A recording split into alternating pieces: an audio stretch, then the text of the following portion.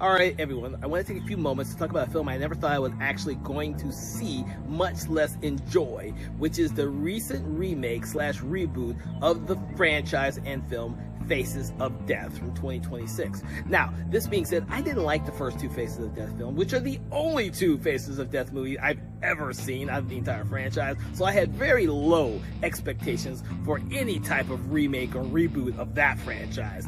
This being said, this film is actually really good because it actually takes in consideration how we as a community nowadays takes in social media, television, and news, and kind of mixes and matches it with a serial killer story that also brings in ideals and influences from Don't F with Kittens or Don't F with Cats. I can't remember the exact name of that documentary. And it kind of takes them all in, blends them together into this actually really interesting horror film. Now, I say that because, like I said, the Faces of Death in general is already considered not a documentary like it likes to say. So this film right here takes into those ideals of what is real, what may be real, what's definitely not real, and mixes it in with an homage to the film that emulates a serial killer who likes that film and is emulating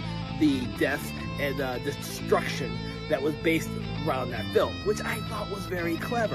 And it also mixes in social media in the way TikTok and the news cycle has taken over our world, and what we consider violence and what is violent content and what isn't violent content.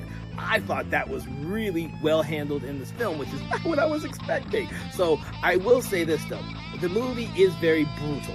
It should be. It is a Faces of Death movie in general, so it's going to be a little brutal for some audiences. So if you do not like your films to be brutally honest, you should definitely not check this film out. It is a very gore-infested serial killer movie that's more in line with some of the brutal and brutality of films like Seven and Saw or Captivity.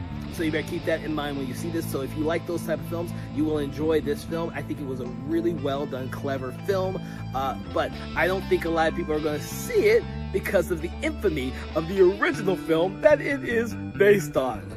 That being said, if you want to take a chance on a movie that actually has some type of social commentary to it, that actually makes it engaging, you should check this movie out. I actually do think it was a really well done film, and I'm going to recommend it for that alone. I think horror fans will love the movie. I think they will enjoy what they did with this movie to make it more modern to today's audiences. So check it out. Faces of Death 2026.